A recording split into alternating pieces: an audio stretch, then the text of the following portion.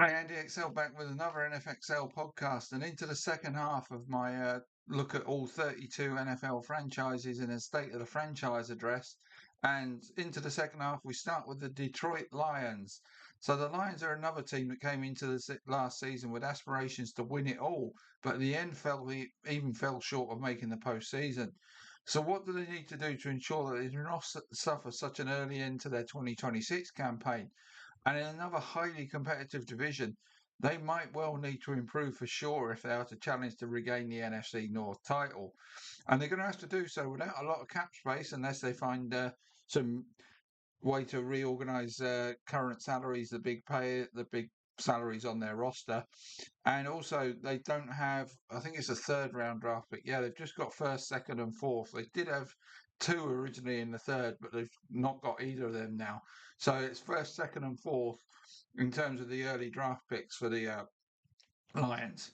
So at quarterback, Jared Goff led the offense will lead the offense into next season, and he comes off a strong 2025 campaign that was his third successive 4,500 passing yard and 30 passing touchdown season. As such, Goff has become one of the most consistent high-level passers in the NFL, and he even reduced his pick numbers from 12 in the previous two seasons to 8 last term. So good progression from Goff there. Backup Kyle Allen, who has just attempted just 3 passes in the last 3 seasons, is a free agent this off-season, so it would not be a surprise to see the Lions add a veteran backup instead of re-signing Allen this off-season. At running back, Jamar Gibbs and David Montgomery, aka Sonic and Knuckles, have been one of the premier running back tandems in the league in recent seasons, but their production dipped slightly last time round as the Lions ranked 10th for run offense. With the Lions needing to generate some cap space, rumours of Montgomery being traded are swirling, and with Gibbs about to enter the final year of his contract, it appears Montgomery may be allowed to leave to create room to give Gibbs that new long-term deal. If Knuckles is to leave, the Sonics may look to draft a running back in the mid-rounds as a backup to Gibbs. Wide receiver, the Lions' pass offense ranked third in the league last season. Amon-Ra St. Brown and Jameson Williams both went over 1,000 yards and combined for 18 touchdowns. And with rookie Isaac Tislar chipping in with 6 touchdowns and Caleb Raymond adding support too, Goff had a very good wide receiver core to work with last season, and he made the most of them too, to be fair.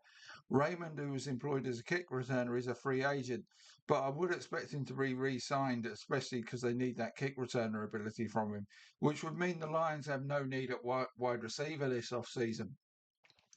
At tight end, losing Sam Laporta, who is one, if not the premier tight end in the league, in week 10 was a massive blow to the Lions.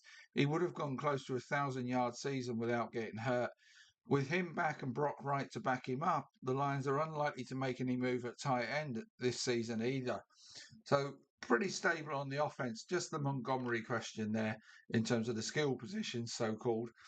What about the offensive line? Well, the retirement of Frank Ragnow hurt this O-line badly last season. As well as a dip in production from the running game, Jared Goff was also sacked 38 times, the most in his career to date. Ragnar's replacement, Graham Glasgow, was ranked 33rd of 40 centres by PFF. Rookie guard Tate Ratledge had a good first season, though, and Christian Mahogany did okay at the other guard position, but both of them were better in run blocking than pass protection. As expected, Penny Sewell was superb at right tackle, and Taylor Decker had a decent season at left tackle as well. A centre and possibly a guard who's strong in pass protection to upgrade on Mahogany could be sought this off-season by the Lions. There's definitely room for improvement on that O-line. At defensive tackle, Levi On was a rookie, missed the whole of last season with a torn ACL, and Alan McNeil also missed 7 games. Last year's first-round pick Tyleek Williams, DJ Reader, Roy Lopez, and Tyler Lacey all provided cover in their absence. Onwuzurike, Reader, and Lopez are now free agents too. Complex picture here. The expectation is at least 2 of those would be re-signed, which would therefore negate the need for the Lions to make any additions at defensive tackle. But should that not happen, they might need to look to add here. On the edge, the Lions racked up 48 sacks last season, 25 and a half of them coming from Aiden Hutchinson and Al Quadim Mohammed. Mohammed is certainly a free agent the Lions need to prioritise re-signing. Another free agent, Marcus Davenport, has played just 14 games in the last 3 seasons, and he might be one that they have to let go as a cap casualty here and possibly replace via the draft. Inside linebacker Jack Campbell, Derek Barnes, and Alex Anzalone all performed well last season. Campbell, in particular, having another exceptional season. Anzalone is now a free agent, so either re-sign or replace him, and the Lions will be set at inside linebacker for next season. At safety, the Lions' weakness was once again their pass defense, and if they have a very good pass rush, which they do, then the focus has to be on the secondary to find improvement that is much needed for 2026. Brian Branch missed the back end of the season and Kirby Joseph went down in week 6, so the Lions had to rely on backups Thomas Harper and Avonte Maddox more than they planned to, but both played pretty well, to be honest. Maddox is the only free agent in this group, so I don't really expect the Lions to be on the lookout for safeties this off-season, even if Maddox is not re-signed. Cornerback. The Lions were injury hit at cornerback 2 with starters DJ Reed and Terry and Arnold playing in a combined 19 games last season. Rock Ya-Sin provided most of the cover for those two, but he and nickelback Amick Robertson are both free agents. Ya-Sin played okay, but Robertson not so. So the Lions may look to replace him and re-sign Ya-Sin if they can. Special teams.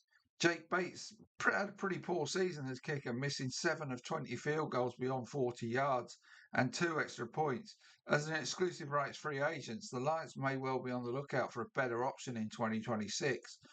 Jack Fox will be back after a decent season as their punter, and assuming he is re-signed, Khalif Raymond will continue as the Lions kick returner. So let's have a sum up of the Lions' status here and what they might need to do. Key injuries to Sam Laporta and the secondary really hurt them last season. Get healthier there, and the to-do list is actually a pretty short one for the Lions. And it needs to be because, like I say, they've got first, second, and fourth, and not a lot of cap space to work with. So they might not be able to do that much. But the things they need to do are upgrade the interior of the O-line, get a nickel back and a pass rusher or two for rotation purposes.